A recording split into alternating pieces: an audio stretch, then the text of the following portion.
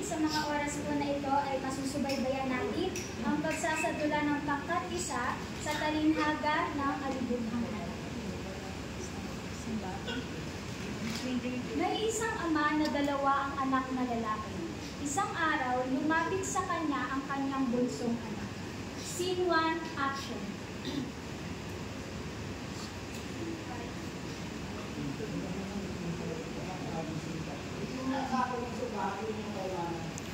Alam ko na, isip sa aking mana ko. Gusto mo mukha mag-isa. Bakit?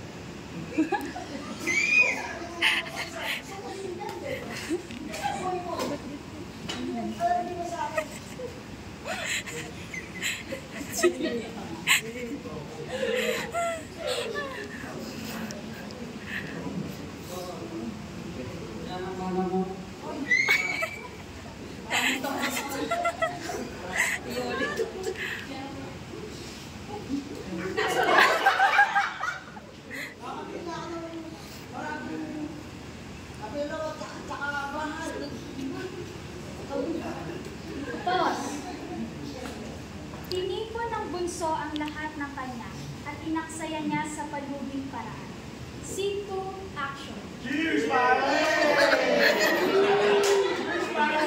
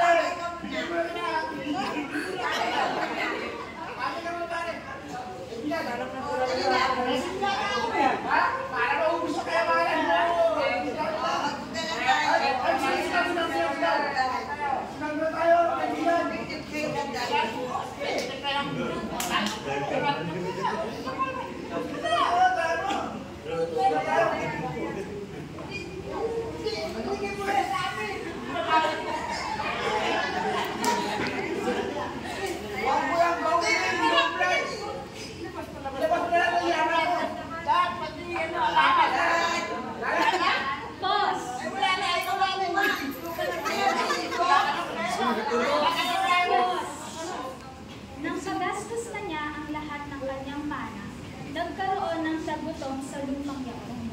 At dito, nagpasimulang mangailangan siya. Scene number 3. Basta na.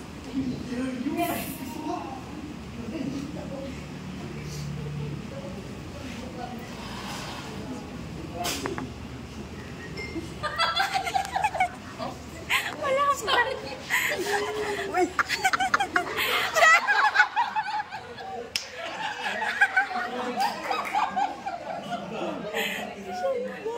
Baboy sila. Oy. Scene 3, action.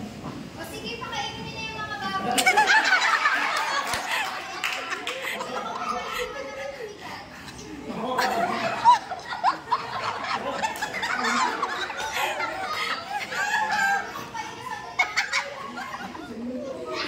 Hala, grabe naman.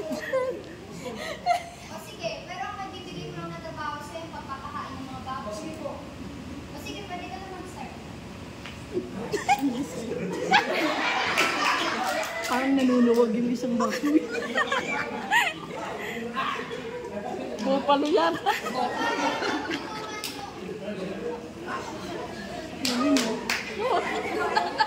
Di mas pa yung isa.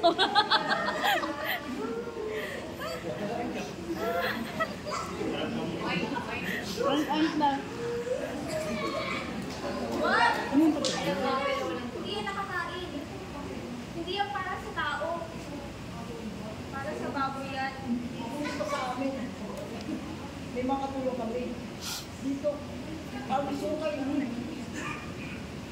Pause. Nagtipid ang bunso at nagpasyang umuwi sa kanyang bahay. Makatayo yung baboy ah. Kaya pala ayaw na na. Lakasan mo. Lakasan. Basta wag lang yung sobra kasi gabi na. Yung medyo tama-tama lang naman. Tama. Limitado lang. Hindi, pag napipray ka, malakas naman yun. Parang ganun lang din. Same kasi. Di lang, saya.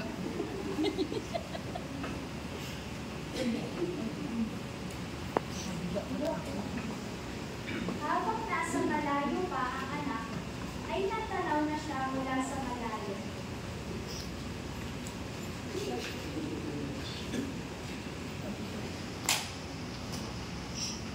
Habang nasa malayo pa ang anak, ay natanaw na siya mula sa malayo.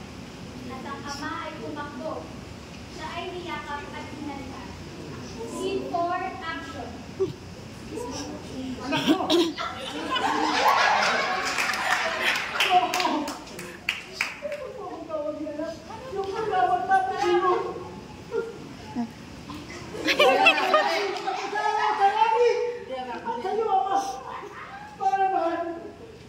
Alipin!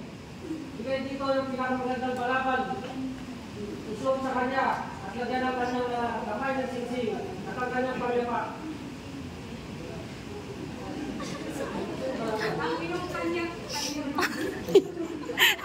Stephen Children. Yung baboy nagkakaroon.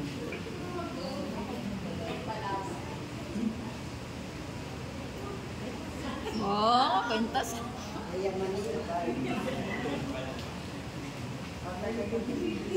Bakit naman babae sa kaping?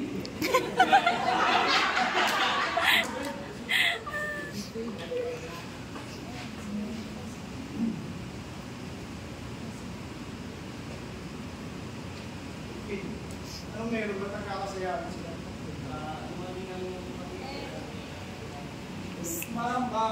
Masayang